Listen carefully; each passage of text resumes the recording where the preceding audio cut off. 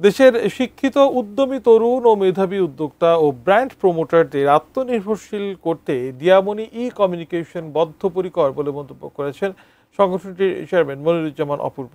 আজ সন্ধ্যায় রাজধানীর সেগুনবাগিচায় কেন্দ্রীয় কঞ্চি কাচার মেলা অডিটোরিয়ামে এ মন্তব্য করেন তিনি বলেন, সংগঠনটির পক্ষ থেকে ইতোমধ্যে সারা দেশে প্রশিক্ষণ ও সার্টিফিকেট প্রদানের ব্যবস্থা করা হয়েছে, যা এখনও চলমান।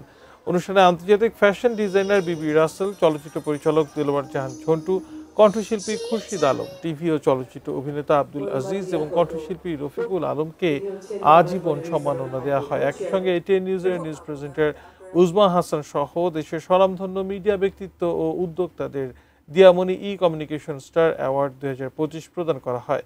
এ ধরনের অনুষ্ঠান আয়োজন গুণীদের একই মঞ্চে আনার মাধ্যমে নতুনদের উৎসাহ ও প্রেরণা দিতে গুরুত্বপূর্ণ ভূমিকা পালন করে বলে মন্তব্য করেন সংশ্লিষ্টরা।